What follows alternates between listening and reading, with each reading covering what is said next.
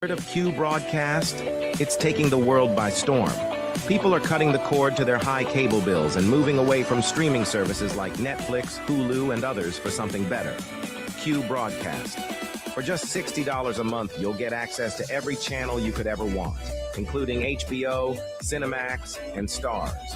And the best part, there are no contracts, no hidden fees, and you're free to cancel anytime. With Q Broadcast, you can enjoy streaming live TV, movies, and top series on up to 5 devices at once.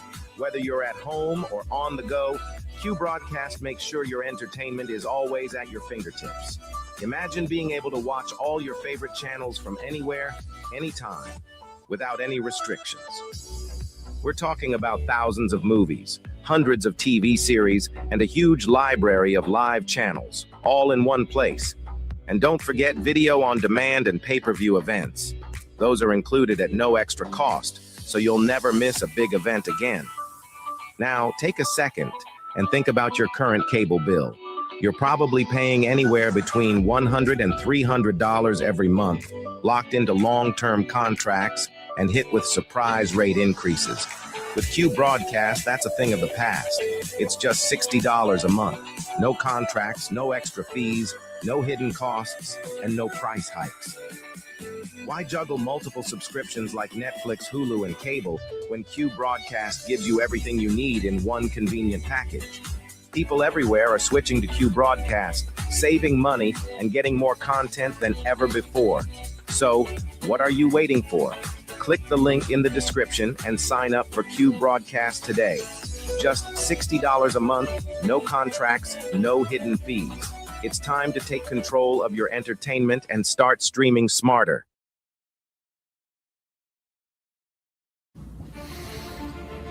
We live in a world where men are told it's harmless. It's just entertainment.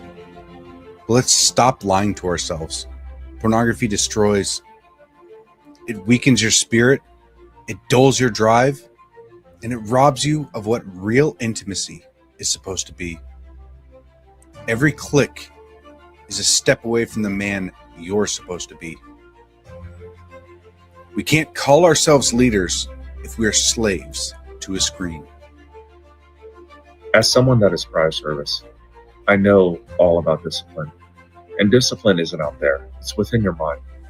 Porn rewires your brain, weakens your will, wrecks all of your relationships. It doesn't just stay on a screen, it invades your marriage, your confidence, and your actual purpose. As men, if we don't learn to discipline ourselves, we'll be ruled by our impulses. Now, it is time to stand up and take control before this silent war takes more than you're willing to lose. Real men don't hide in the shadows of shame. We step up and we protect what's ours. We fight for our wives and kids, our own hearts. Twitter isn't just an app, it's a weapon. It's a tool used to break free and start living like the man that you're meant to be. The battle's here and it starts with you. You can stop living in shame and you can break free today.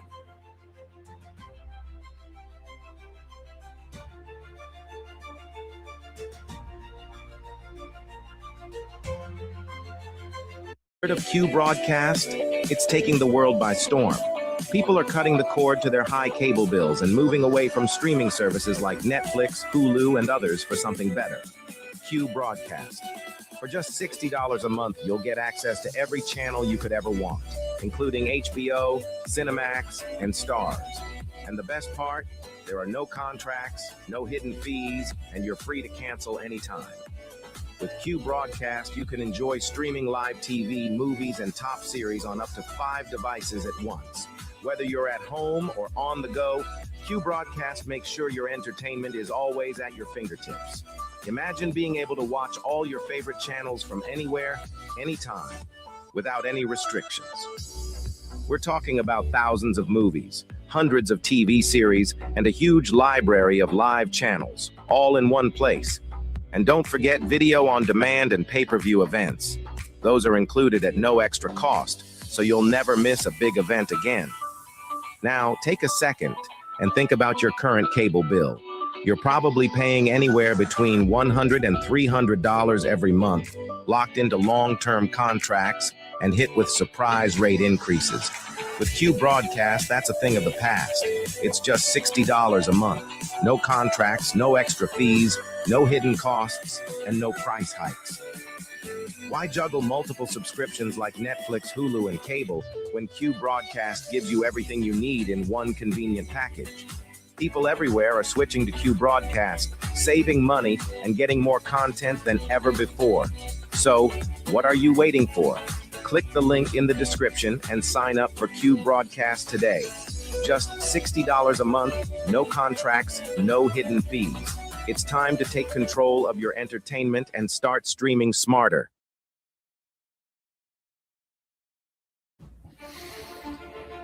We live in a world where men are told it's harmless. It's just entertainment.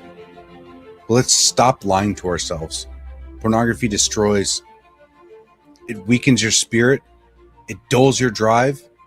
And it robs you of what real intimacy is supposed to be. Every click is a step away from the man you're supposed to be.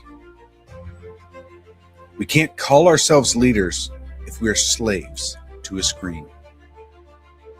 As someone that is prior service, I know all about discipline. And discipline isn't out there, it's within your mind. Porn rewires your brain, weakens your will, wrecks all of your relationships. It doesn't just stay on a screen, it invades your marriage, your confidence, and your actual purpose. As men, if we don't learn to discipline ourselves, we'll be ruled by our impulses. Now, it is time to stand up and take control before this silent war takes more than you're willing to lose. Real men don't hide in the shadows of shame. We step up and we protect what's ours. We fight for our wives and kids, our own hearts. Twitter isn't just an app, it's a weapon. It's a tool used to break free and start living like the man that you're meant to be. The battle's here and it starts with you. You can stop living in shame and you can break free today.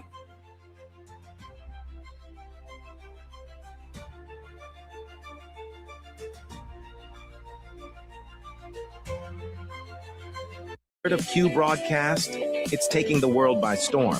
People are cutting the cord to their high cable bills and moving away from streaming services like Netflix, Hulu, and others for something better. Q Broadcast. For just $60 a month, you'll get access to every channel you could ever want, including HBO, Cinemax, and Stars.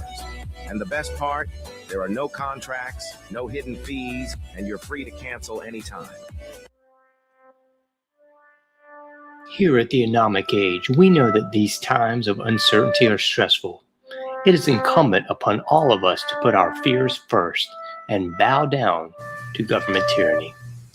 Gone are the days of freely leaving your home, working, and social interactions. In exchange for safety, we will trade liberty. At the Anomic Age, we understand.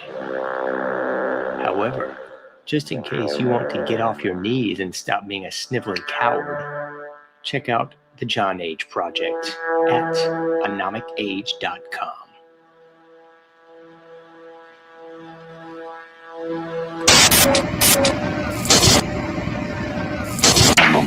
Meet Anne Morrissey, who is here with her daughter, Dareth. Dareth is 17 years old. Mrs.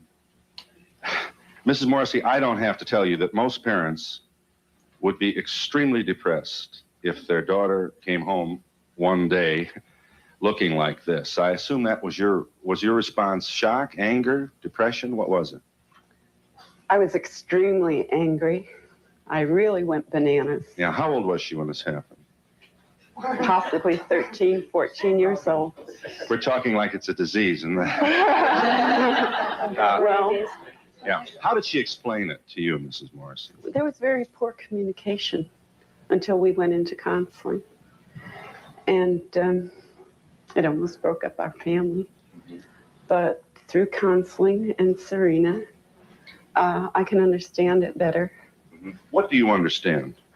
That she feels like she doesn't want to be like everyone else, and she wants to be her own person.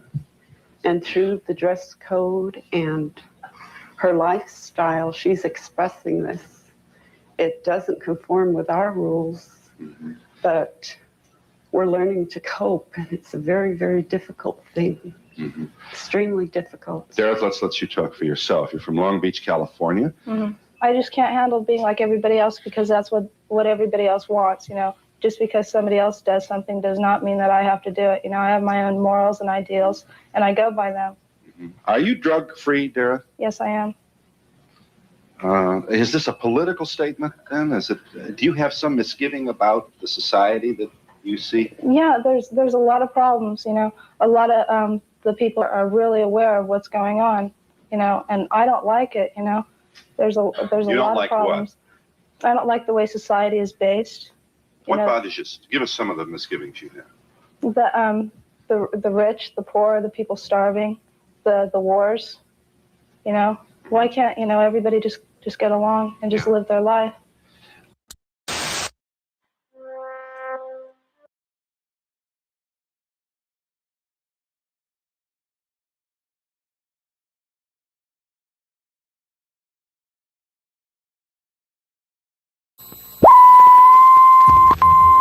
Selling real and Chevy.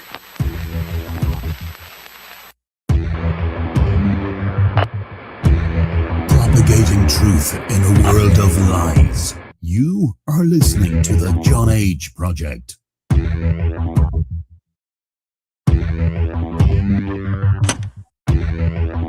Trust no one. Trust no one. Trust no one.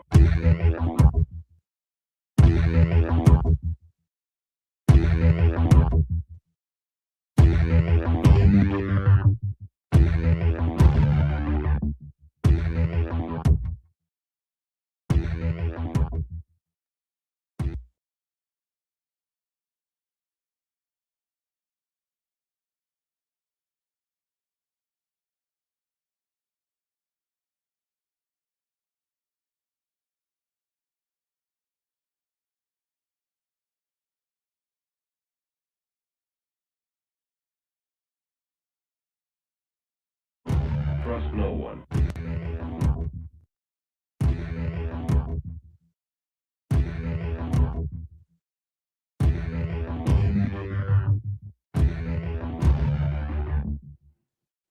You found it. You're here.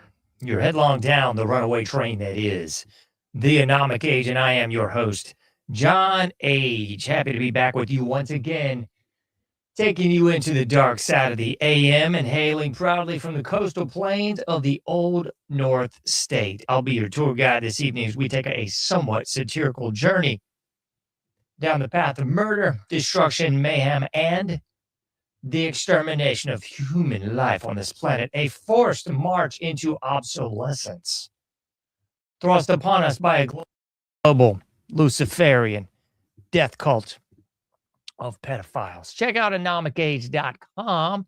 If you've not already done so, please like all the likes, subscribe to all the subscriptions, paypal.me/anomicage, patreon.com/anomicage as well. That's definitely the best way that you can find all things me, contribute to the show, paypal.me/anomicage, patreon.com/anomicage as well. Cash App, buy me a cup of coffee, free iPhone app, free Android app, subscribe by email link, and the free newsletter. It's all right there at anomicage.com. So please consider checking that out and becoming a patron and all that jazz. As I always say, you can take me on the go or wherever you want to go. To the gym, to the pool, out of the country, anywhere. You can listen to the Anomic Age on the go. So do that. Everything seems to be working swimmingly as far as the updates, the push notifications. It's all seemingly working. Scary enough, it is. Don't tell anybody. It's all working. So check it out. Download the apps and so forth. Kind comments, 5-star reviews. You know what to do. All right. We got a great show for you today. Great show, I must say. It's entitled this: societal grooming. And we're definitely going to take a more serious, I'd say, timber than we usually do on this show. Well, I won't say usually, but sometimes the society we live in is just a mass humiliation ritual. So it's impossible to not be satirical most of the time when you're covering these doodads, dimwits, and you know. Anyway, so if you were looking for a show today where we're going to cover, I don't know, what's that? Chud the Builder. We're not covering that. Covering Prince Charles in all his asinine monarchy regalia, telling you that we're going to roll out the global credit score and the international currency, aka the New World Order, is alive and well, and it ain't going nowhere anytime soon because the people coast to coast are more weak than most. So, we could cover Charles, we could cover Chud. What else we got? We could cover China and DJT rolling over there with Gigi and a bunch of globalist scumbags on Air Force One. How did they all raid that plane right now? Anyway, we're not covering any of that because, to be honest, frank, and just downright real with you, I could not possibly care less. So, goodness gracious. I almost had a sneezing fit. What we are going to cover is this notion of social grooming. That's exactly what we're going to cover today. Pardon me. And we're not going to cover it through the traditional lens. So I think in the vernacular of Los Estados Unidos, especially in the last few years, it's all become very commonplace in the conversational lexicon, especially with the Epsteins or Steins or Steins. This notion of grooming should be, but you could take it all the way back to, and which we're going to connect some dots today to the McMartin preschool from California. You could look at the DC Madam. You could look at the Boys Club, the Nebraska Boys Club from, what is it, like 30 plus years ago now. All of these were uncovering the same things, the same elementals, if you will. But it goes back far, far further than that. So that's really what we're going to tackle today, is we're going to cover the societal grooming epidemic that's been going on for well over 100 years here in the anomic age. So some of these people we've discussed before, but to paraphrase or downright quote the great skate master Tate, we're going to take you to the deep end of the pool today. It's exactly what we're going to do. So we're going to cover some of these topics in the deep end of the pool for sure. So without further ado, let's delve into it. I've kind of tried to more succinctly cover these individuals in a chronological way, meaning which ones came first and which ones came most recently. And we'll sort of circle back at the very end, and I hope tie this whole thing in a very nice, neat little Christmas bow for you. So before we get into all that, let's cover some of the basics here. What in the world? Just when you think everything's in the clear, something else is coming at you from the rear. So let's put this one on the screen. What the heck? Let's go this way. That'll take us right here. Bling. That's where we need to be. So if you're looking at this one on the screen, we could look at it through the lens of first wave feminism. So you could look at it through first wave feminism and tack it all the way back to, I can see what's going on here. You could tack it all the way back to first wave feminism of the mid 1800s and roll all the way into the mid to early 1900s. Sorry, I was thinking, what the flip is wrong with this thing? And of course, we don't know. Let me see. Let me just hold on for just a second, folks, and we're going to see what the flip is going on here.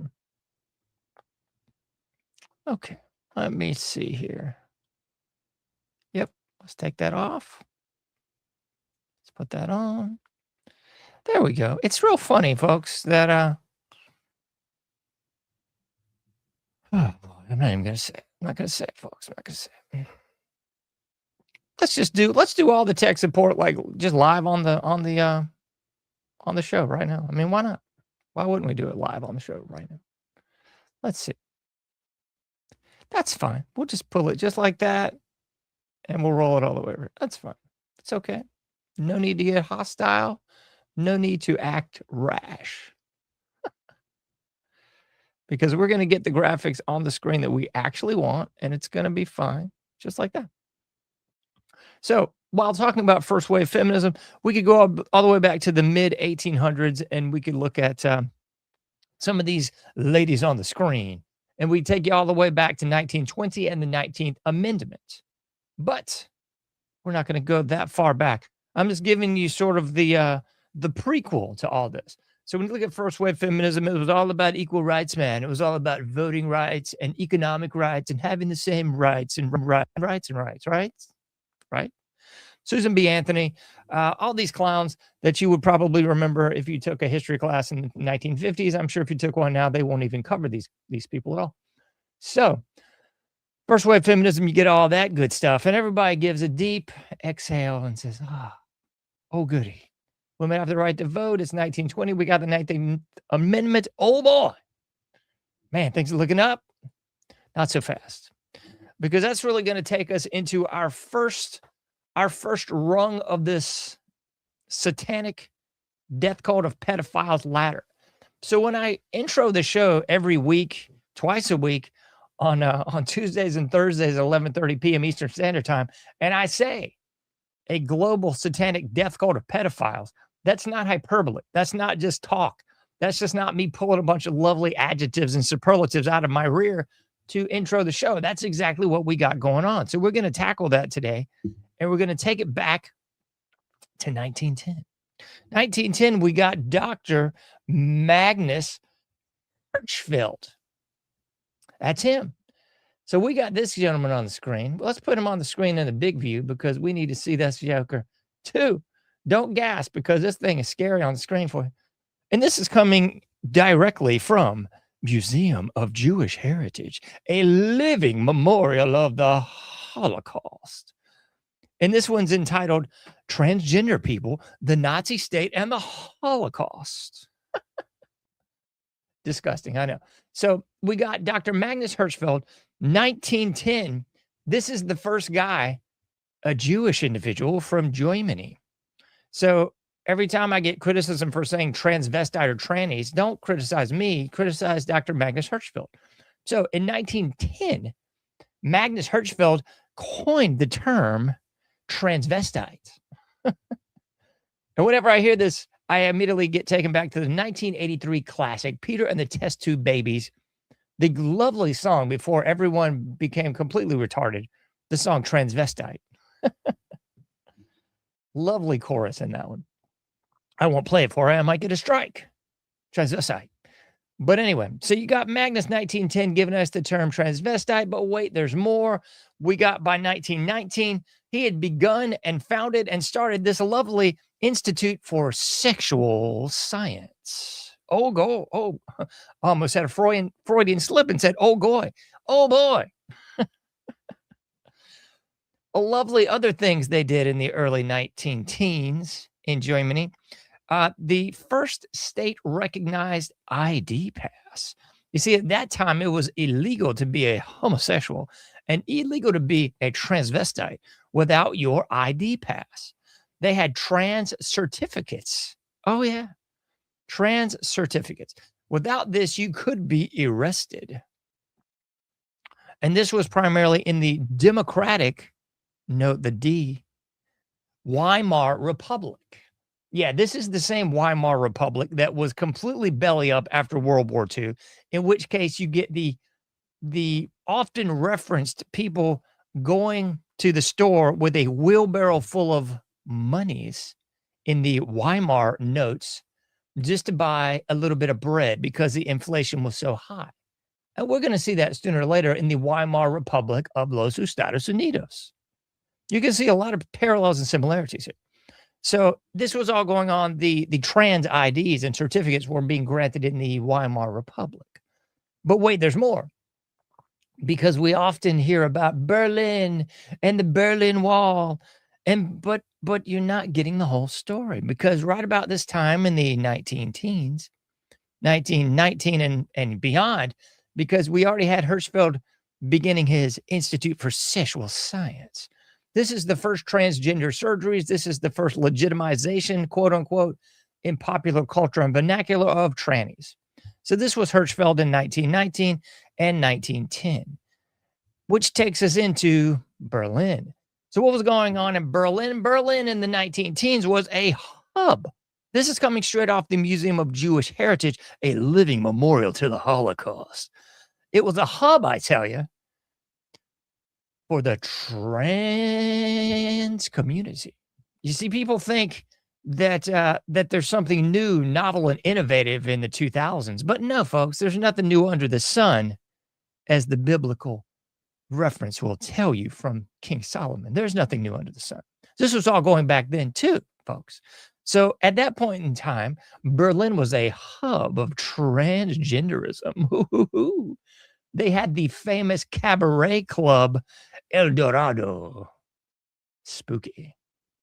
And they also had one of the first trans, it says the first trans magazine. It was entitled, I won't even attempt it in German. It was entitled in English, The Third Sex. Oh boy. But don't worry, because if you keep reading this lovely diatribe on the screen for you, this individual is going to tell you how horrible it was, because in 1933, the Nazis swept in and crushed the thriving tranny scene in Berlin. The homosexuality, the pedophilia, the pornography, all this lovely stuff was going on in dear old Berlin in 1910. But by 1933, the Nazis swept in and crushed it out. And here's the part, the only part that you will actually ever hear of this in the history books. Because in the history books, they'll say the horrible Nazis swept in and were burning books. But they don't tell you what books they were burning. They were burning the books in the Institute for Sexual Science. They were burning books with pedophilia. They were burning books with homosexuality. They were burning books of pornography. This was all what was being burned by the Nazis in 1933. So I'm not saying Nazis good. I'm just saying burning pedophilia, I would say, is good. So these people should have all been definitely tried for these crimes if they were in fact pedophiles. But they burned the library, the photographs, the medical records, and arrested those people in the tranny burlesque clubs, and I guess publishing these magazines and so forth and so on. So that's what was going on. 19-teens, Dr. Magnus Hirchfeld. But wait, there's more, because this takes you into other areas of lore. And yes, I do have notes on this one because it's importante. So other notes that we have to get into on this one would go directly into Margaret Mead. Let's put this one on the screen, shall we? Yes, Margaret Mead, everyone's favorite champion of champions, the champion of champions, folks. Margaret Mead, everyone's favorite anthropologist, right? Everyone's favorite anthropologist. What in the devil's going on here? This is just going to drive me nuts too. Nope, we're not going to have that, folks. We shan't. We shan't. That's better. So Margaret Mead, everyone's favorite anthropologist, the living legend, I tell you. Everyone's got to talk about dear old Marg. So the dark side of the force with dear old Marg, or should I say just the history of Margaret Mead. I'm not even going to spin the positive or the negative. I'm just going to give it to you straight down the pipe. Both barrels full of loaded. So Margaret Mead, the claim to fame primary early student of the father of American anthropology, Franz Boas, a Jewish-born German ethnographer who made his way to Columbia University and is touted as having the first department and chairship of Antropología in los Estados Unidos. So, neither here nor there. Margaret Mead's big claims to fame was her works in sexuality. What? Yes, that's correct. So, The big one, 1928, coming of age in where? In Samoa. Coming of age in Samoa. Follow-ups with dear old Margaret Mead, 1935, Sex and the Temperament in Thrace, Primitive Societies, and a whole lot of other ones.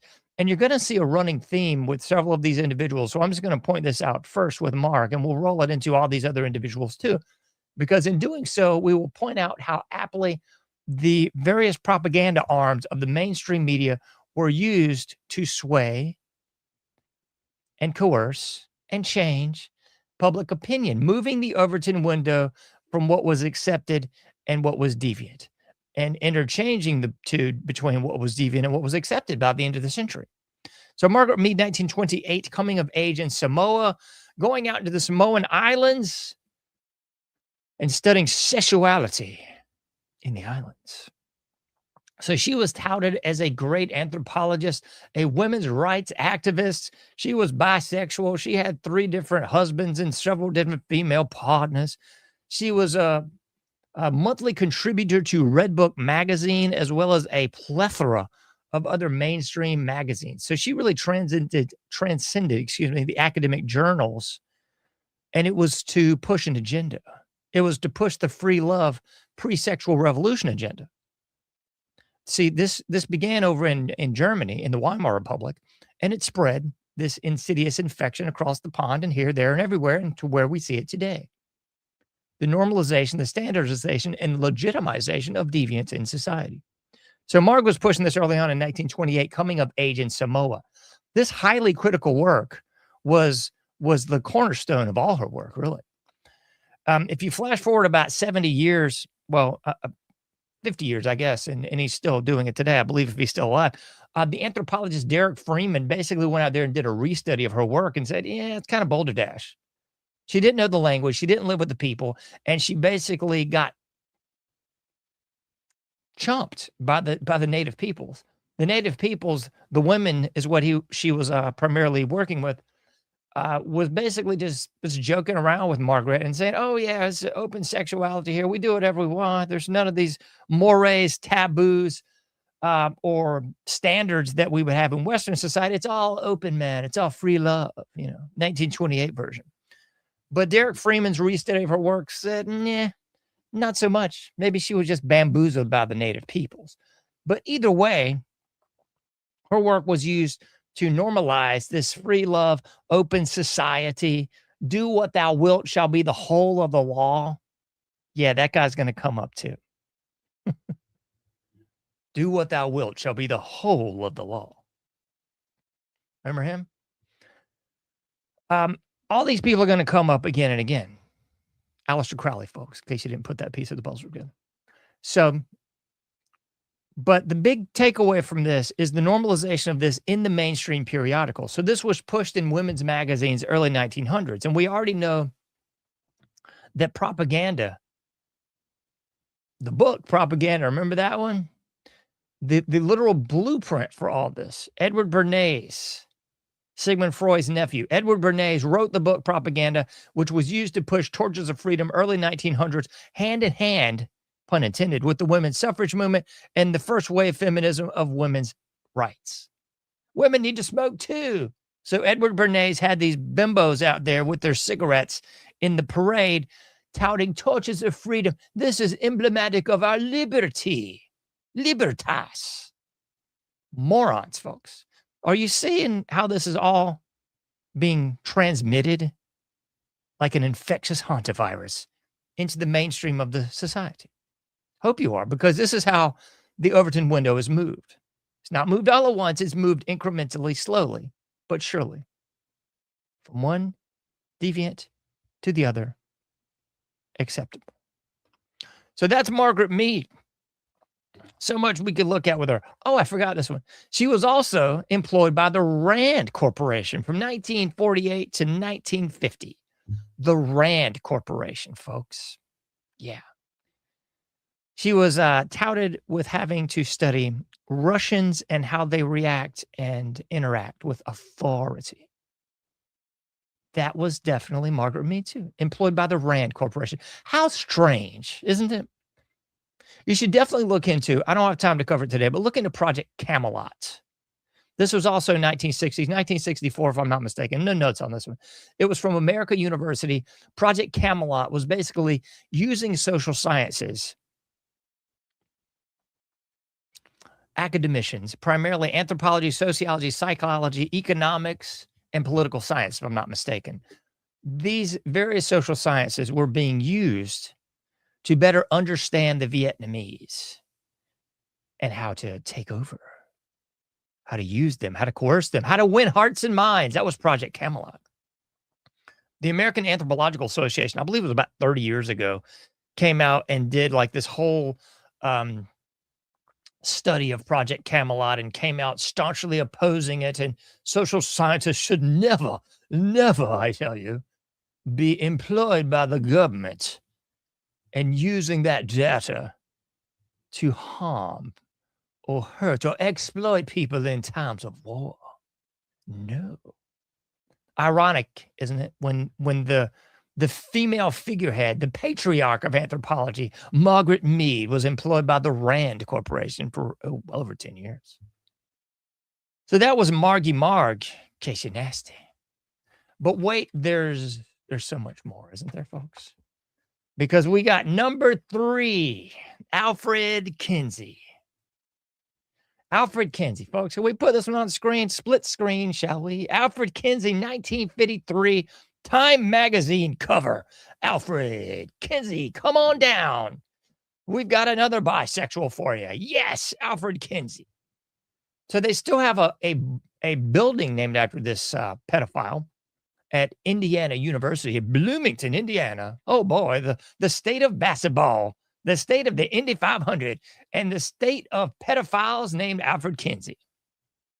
So Alfred Kinsey, widely regarded as a sexologist.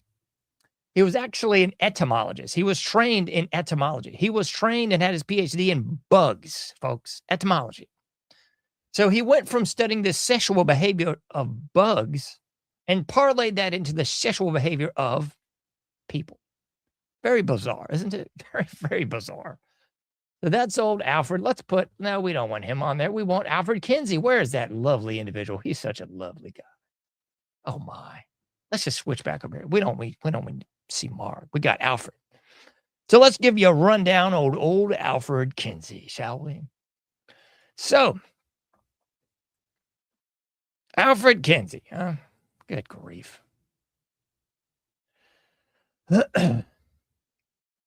So we got with Alfred Kinsey. His first big thing was 1926. Oh, not his first big thing. His first big thing, 1926, he authored a textbook for high school students entitled Introduction to Biology, in which he pushed very heavily evolution.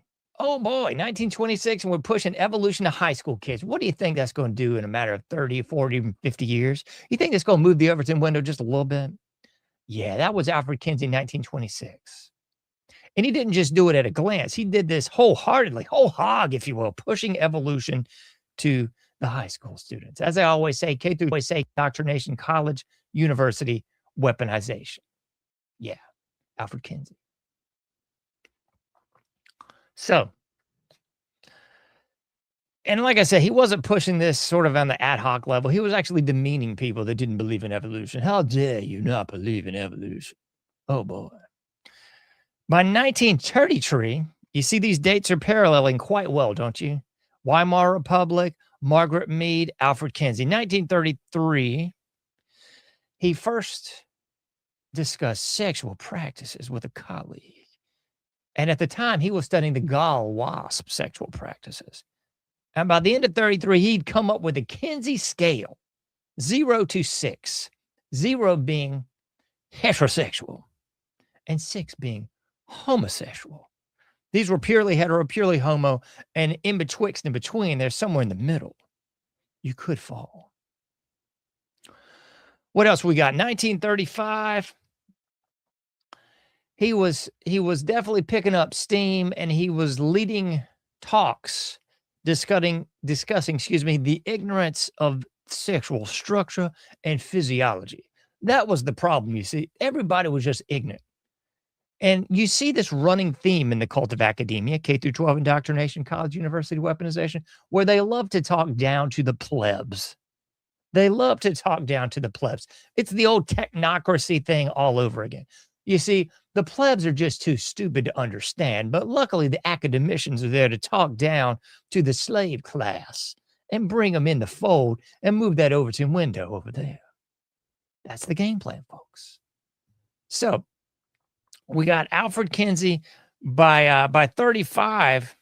He was talking about that, but wait, there's more, because he was also discussing, and this will be good. He was basically saying that the real problem, well, we can go that way, can't we? He was saying that the real problem was this delayed sexual experience can cause harmful psychological effects on the people. And by delayed, he was saying that people should be having sexual experiences at an earlier and earlier and earlier age. Sounds a little creepy at best, pedophilic at worst, but wait, there's more. Because if you look into the work of the great Dr. Judith Reisman, she was on this show once prior to her death, I think about 3 years ago. I had a great time talking to her, very down-to-earth, lovely lady to speak with. None of this pomp and circumstance, kiss my ring, bow down to my greatness that you would expect from people that I've tried to communicate with out in North Carolina. No, Dr. Reisman was great. But nevertheless, published a litany of books, documentaries, publications on a lot of the more mainstream talk shows in the 80s and 90s. I believe she was on Phil Donahue. I can't remember a couple of the other ones she was on, but definitely covered Alfred Kinsey to a great degree and discussed two of his books, the most notable in 1930, what the heck do we have these suckers? 1948 and 1953. 1948, Sexual Behavior in the Human Male, and 1953, Sexual Behavior in the Human Female. He also made the major publication circuit with the usual suspect mainstream magazines. The obviously Time Magazine man on the cover there, but he also did a lot of the other ones as well. Again, reaching the plebs outside of the academic journals in the more mainstream periodicals, mainly targeting women. You got it. What else? 1955, he and Kenneth Anger, an occult filmmaker in the mid-1900s. 1955, him and Kenneth Anger visited Abbey at Thelema. The Cult of Thelema, Aleister Crowley. Folks, remember I told you it was going to come back and haunt you like the ghost of Christmas past? You guessed it, 1955. Him and Kenneth Anger visited the old Cult of Thelema in Sicily. And like I said, already mentioned this. He was bisexual, all kinds of different lovers. But that's really not the problem, folks, because his books, Human Sexuality in the Male and the Female, but primarily the male is the one I'm going to talk about here, because that's the one that was gleaning a lot of information from prison inmates. A lot of people already practicing homosexuality. And it had a whole series on states of arousal of children. Yes, this sick piece of human garbage categorized and cataloged all this. And the detractors from this would say, oh, this was just one person that he had in the book. It was a big oops. Oh, it's just a big oops. Nothing to see here. In 1948, we're going to come out with a book about pedophilia. And we're going to cover these stages in the book. And we're going to discuss it. And oh, yes, he was practicing this nonsense too. This was this complete scumbag, Alfred Kinsey. The guy that Indiana University still has a building named after. The guy who's still touted as, again, being one of the primers of the sexual revolution, much like Margaret Mead, because this came out in 1948, the second book, 1953. Again, pushing the Overton window, pushing an agenda of free love, do what thou wilt shall be the whole of the law, just like Aleister Crowley and the Cult of Thelema that he went and visited with his little friend. Are you nauseated yet, folks? Are you completely disgusted and sickened yet? Because you should be. But wait, there's more. We also got to get into, this one should be fairly obvious. I think I'm not breaking any ground here with this one, pun intended. You got this one on the screen. Hugh Hefner, 1953, the first issue of Playboy magazine. And people often just sort of, and this really plays into and explains the normalization of degeneracy, the normalization of abnormality, the normalization of deviance. Because I don't know if they even still have this anymore. In psychology, they would have a whole course called abnormal psychology, in sociology, deviant behavior in society. I don't even know if these exist anymore, folks. But 1953, the first edition of Playboy magazine, it's very prima facie at this point. We've got FBI files and CIA files on Hugh Hefner and Playboy magazine. I believe it to be very prima facie that this was a government op. This could have been the front runner to Jeffrey Epstein and his little St. John Island, because with this, you had all of the same hallmarks. You had the Playboy Mansion. You had the Playboy clubs at different places in the U.S.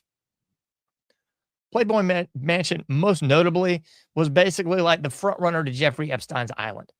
I mean, what better way to compromise politicians, celebrities, musicians, sports stars, the like, than to put these people in a compromising position? Come on over to the Playboy Mansion. You know, I mean, if you're anybody who's anybody at this point in the game and you get that invite, I mean, much like the same thing going on up into the 90s and I guess even the early 2000s, you had various celebrities. You still hear them coming out talking, oh, I went to the mansion and I visited, blah, blah, blah.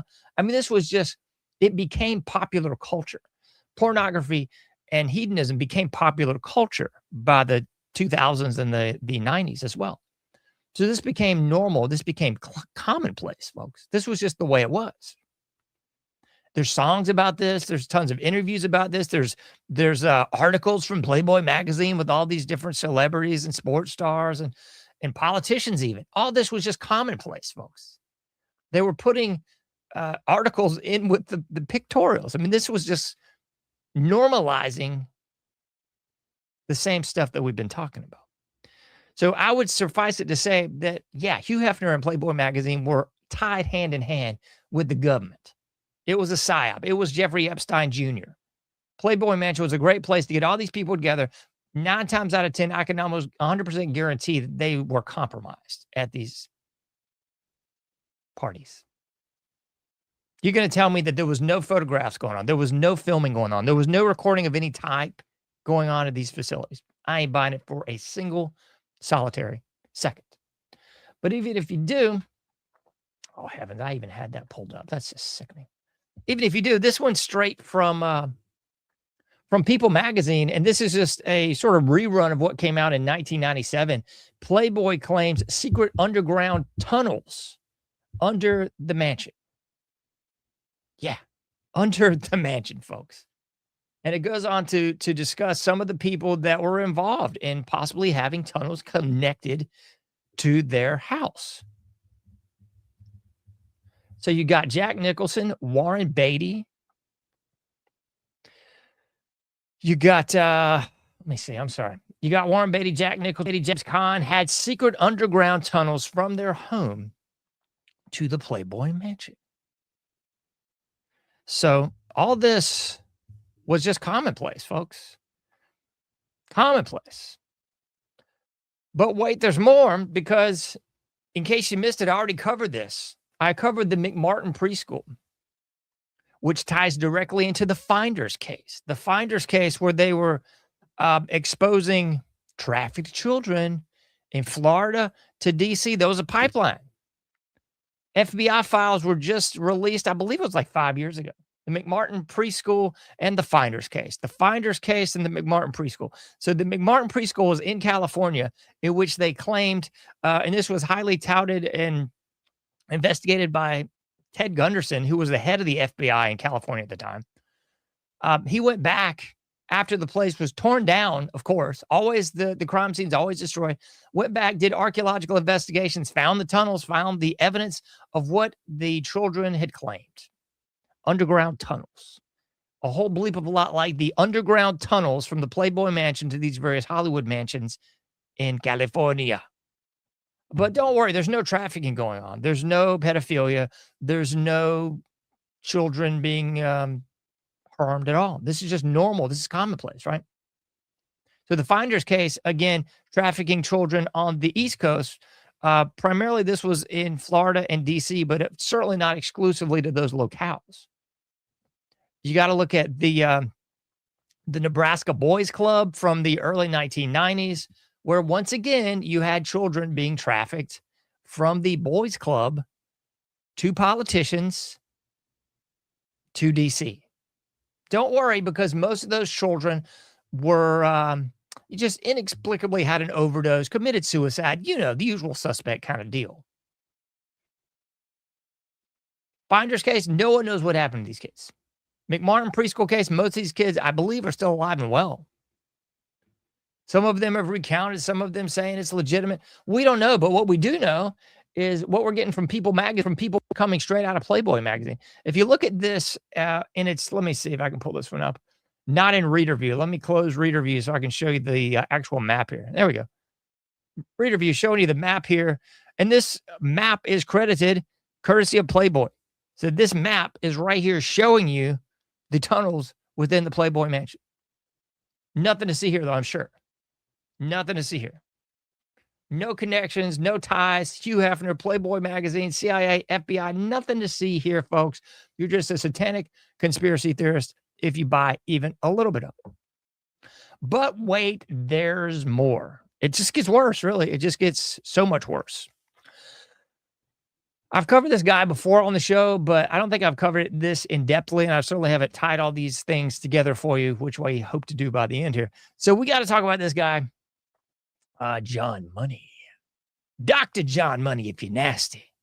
He's a New Zealand doctor. He is deceased now. He was heavily employed by Johns Hopkins University. 1965, Johns Hopkins Gender Identity Clinic. Yeah. 1965. In 1966, the clinic began doing sexual reassignment. In 1969, his book Transsexualism and Sex Reassignment came out. This should sound a heck of a lot like Hirchfeld from the early 19-teens Germany, or the Weimar Republic at the time. So that's John Money. But it gets so much worse, folks. He came up with these two lovely terms in 1986, chronophilia. That would be the sexual attractiveness to toddlers, and the nepiophilia, the sexual attractiveness to infants. So that was 1986, chronophilia, and 1983, nepiophilia. That would be courtesy of Dr. John Money. So he was a sick individual coming up with these lovely terms. He was doing sexual reassignment surgery at Johns Hopkins University from 1965 on. So again, nothing new under the sun. This deviant crap is not new. It's been pushed on you for over 100 years, folks. What we started with 1910, and we flash forward to 1965. This clown basically took all the German scientists crud. They got burned and kicked out of Germany by the Nazis. And he was just reinvigorating it and putting it in the United States vis-a-vis Johns Hopkins University. And you got to follow the money, as always. Cui bono? Who benefits from this stuff? Well, that would be K through 12 indoctrination, college, university weaponization. So these people aren't just going out there pulling money out of their own pocket, folks. This is Ford Foundation. This is Carnegie Endowments. This is where this funds, these monies are coming from. Rockefeller Foundation, Carnegie, Ford Foundation. This is where this comes from, folks. So all this Johns Hopkins research didn't come out of John Money's pocket. It was funded. It was funded to push an agenda to move the Overton window, to change the paradigm from deviant to normal. But here's where it really gets disgusting, because you had twin brothers from Canada. You had Bruce and Brian Reimer. Bruce and Brian Reimer in Canada. I believe they were born in 1960, 65, I believe. Anyway, so Bruce was getting a routine circumcision. This is hard to discuss, folks, but it's only going to get worse. When the cauterization method basically cut off his member. So during a routine circumcision, Bruce basically was irreparably harmed, folks. He lost his penis as a baby. Don't worry, because John Money comes in, meets with the parents, and convinces them that what needs to happen is he needs to go through and just have a complete castration and get on some hormone therapy and become a female. Oh, yeah. It gets so much worse. So the parents go along with the gag, and Bruce is castrated, put on hormone therapy, and passed off as a female until he's about 14 years of age, in which case his parents finally break the news to him after 14 years of torment and hell. Because clearly, I mean, just imagine this, folks. He's going through the public school system. He's going through all this. People are making fun of him. He's getting bullied right, left, center, and otherwise. The whole time, he doesn't know what the flip is going on. But it gets catastrophically worse because John Money forces these two brothers to view pornography at age 5 and 6 and to practice. Well, there's no other way to pull it. This guy engages in pedophilia with the two brothers, forces them to become naked and I'll just say simulate acts on each other at 5 and 6 years old. This is what's going on in America. John Money, Johns Hopkins, Gender Identity Clinic. Same sort of stuff from the Weimar Republic in Germany. Same sort of stuff going on in the Indiana University Alfred Kinsey studies. Same sick nonsense, folks. This is just happening in the 1960s.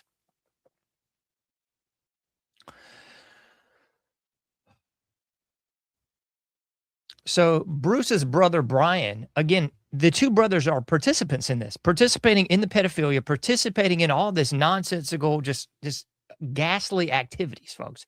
So the brother, Brian, commits suicide by an intentional overdose in 2004.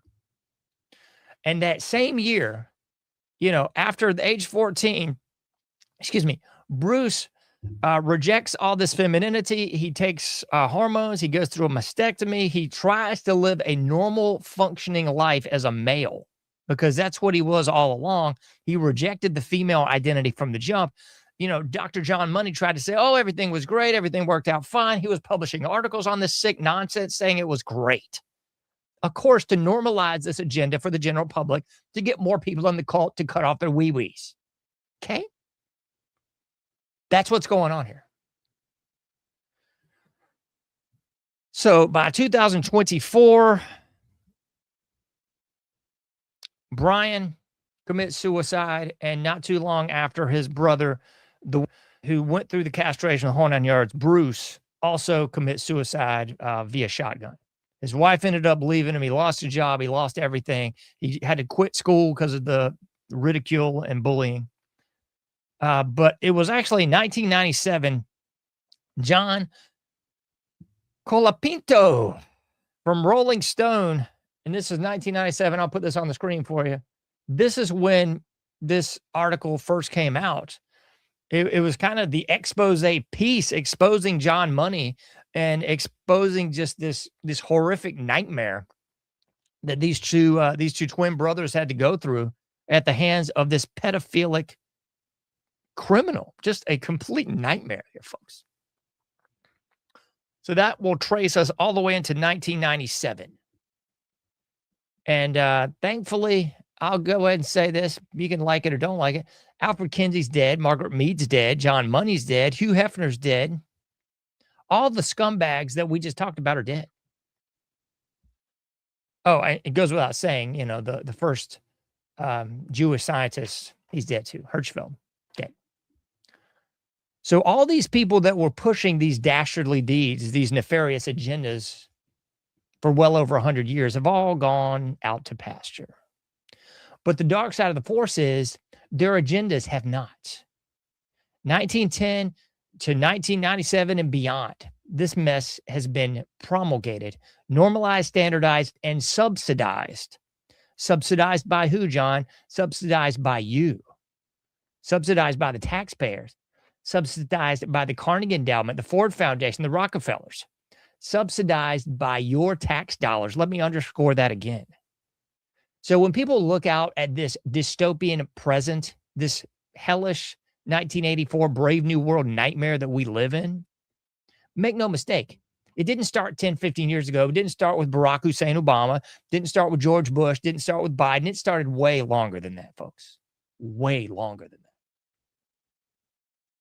The transformation of deviance into normal is really what this is all about. Moving that Overton window gradually. A little bit at a time, little bit at a time. See, Alfred Kinsey faced some backlash in the early, 1940s and 50s, because this was blasphemous. He was coming out talking about all these taboo topics.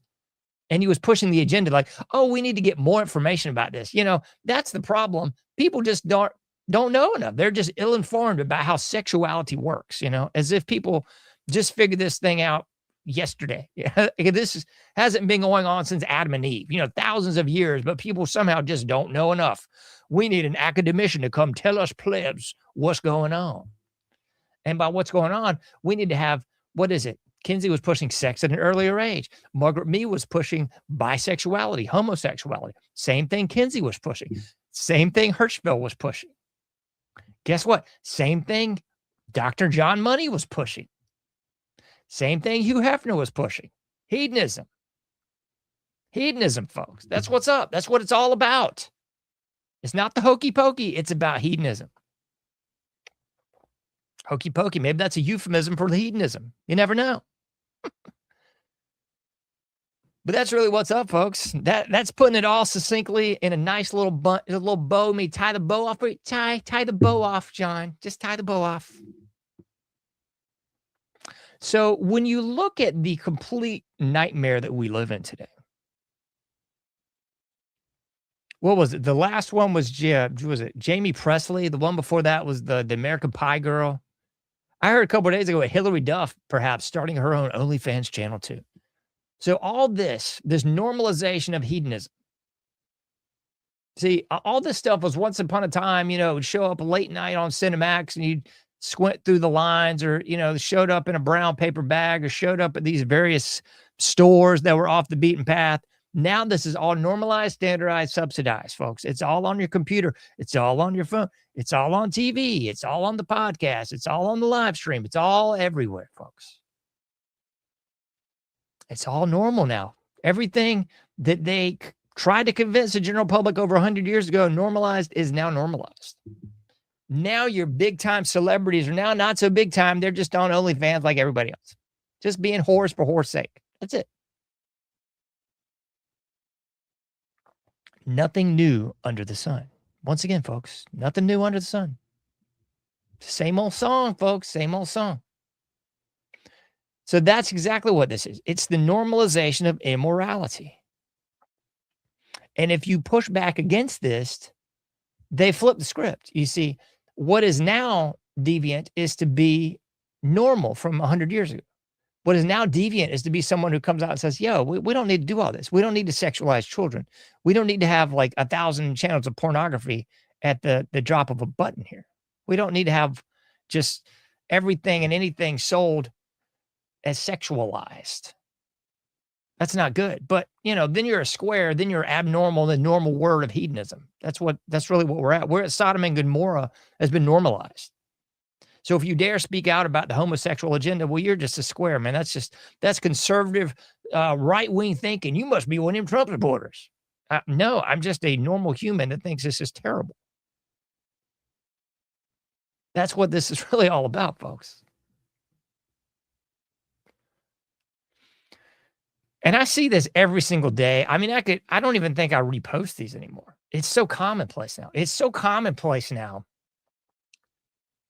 Every single day, pretty much every single day in every single state, you could find an article on this. And I don't know if this is scary, unfortunate, or just now normal, that it's a lot of female teachers, more than male teachers is what I'm seeing demographically. I mean, I haven't done a statistical analysis of this, but just looking at the news for news sake, it seems to me like there's a whole lot more females that are now molesting children than there are males. And the sick thing is, they almost always show like these glamour shots of these female teachers. And it says, like 22-year-old, so-and-so was having intercourse and is now pregnant by a 13-year-old male student, or by a 14-year-old male student, blah, blah, blah, blah, blah. It's always the same mess, folks. And the sick part of this is, inevitably, there's people out there going, well, I wish they were like that when I was in school. What? No, folks. I mean, the sick thing is, the double standard is, if it's a male teacher, this is, oh my gracious, this is terrible. And it is. But then if it's a female teacher, you get this ridiculous double standard where you got people going, oh, I wish they were like that one. Oh, I can't believe how hot she looks. Oh boy. Yo, folks, that's disgusting and depraved. That's right out of Alfred Kinsey. That's called pedophilia. Did you miss that? Did you somehow not understand what pedophilia is? You want to look up the Alfred Kinsey research and look at, and this is all viewable. I'm not going to put it on the screen for you. You can look at his PDFs from his book. I believe it's still on archive.com, and you can see his quote unquote research where he's talking about the sexual arousal and stimulation of children down to infants. That's Alfred Kinsey. Same thing with Dr. John Money. Same sick nonsense, folks. Same garbage. But somehow it's okay if it's a female teacher versus a male teacher. It's pedophilia. These people should be thrown into a wood chipper. I'm sorry. I got no apologies on this whatsoever. This is disgusting trash. But this is what our society is currently promulgating, pushing, propagating, folks. This is the norm that we have been thrust into. So that's why you got societal grooming. Because all this has been normalized, folks. It's no longer just, oh man, there's like a hot chick on a Budweiser commercial. It's not like, oh man, look at that girl in the Hot Rod magazine. No. Now at the push of a button, anybody and everybody that's got any internet access, which is virtually most of the population, can see this nonsense 8 days a week and twice on Sunday. And you can't tell me that it's not marketed for younger and younger audiences, because you have younger and younger people exposed to this. This is the actual definition of grooming, folks. This is exactly what Dr. John Money was doing with these two brothers, Brian and Bruce. That's what he was doing to 6-year-olds, folks. That's called grooming. Same thing with Kinsey. Same thing with Hirchfeld. All the same thing. But if you want to trace it back to Hugh Hefner, it was really the first normalization, legitimization of this within American culture. I believe before he was going to call it like Stag Magazine or something, but he went with Playboy instead. Because it's not as to say there wasn't to say the Witsy before Playboy magazine, but it is to say that it was not normalized into the American populace until Playboy magazine. It was denigrated, looked up, and scoffed upon, like, they don't want to do that, And now it's just, no, it's fine. It's totally fine now.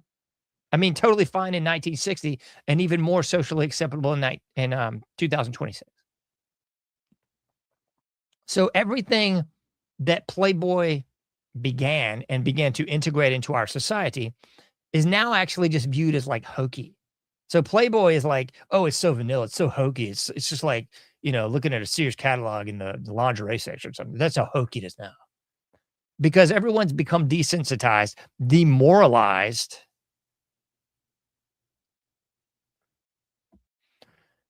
and just accepting of the degeneracy. It's normalization, folks. It's social grooming. So you can look at it through the sort of myopic lens as it's only happening to children, but that would be incorrect and only half true.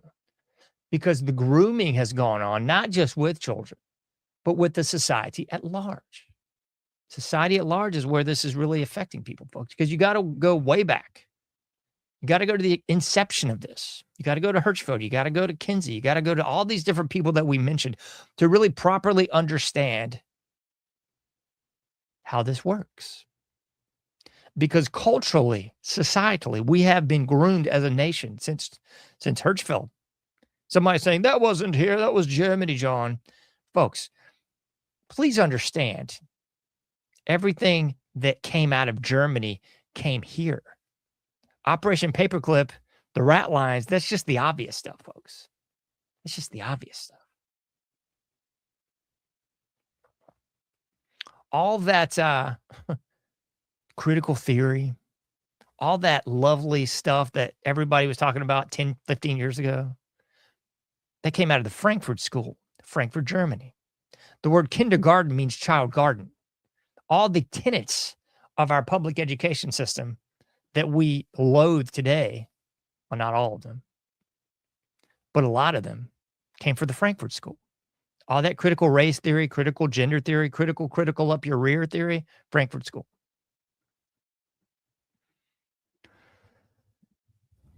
So don't tell me that Hirchfeld didn't have any effect on Margaret Mead, on Alfred Kinsey, of Hugh Hefner, of John Money. All this connects, folks. It's a big, disgusting societal grooming. I don't know if there's any turning this thing around. I really don't. Societally, I think we're just cooked. If I want to go dark side of the forest, I'm saying we need a big Sodom and Gomorrah moment. Look at the accounts of Sodom and Gomorrah and try to outline for me how you think Sodom and Gomorrah is different than our current society. How is Sodom and Gomorrah different than Gay Pride Month? How is Sodom and Gomorrah different than your tax dollars being used to cut off genitalia, create fake ones out of forearms and staple them on? How is it different than Hirchfeld's tactics and tenets to flood grade schools, middle schools, and high schools with homosexual, pornographic, and pedophilic books, aka propaganda? How is it different to have Drag Queen Story Hour, where you got a bunch of trannies reading books to kids? How is that different than Hirchfeld? Because in my humble opinion, this is like Hirchfeld's dream. Because after all, Hirchfeld was just screwing Germany over. At this point in the game, it's the whole 50 states, contiguous and otherwise, getting screwed over metaphorically and literally by this satanic societal grooming agenda. That'll take us to the close today, folks. Hope you gleaned something good from this. You can't do everything, but you can do something. Get out there, do your part, make a difference, and I'll be seeing you sooner than later in the Anomic Age.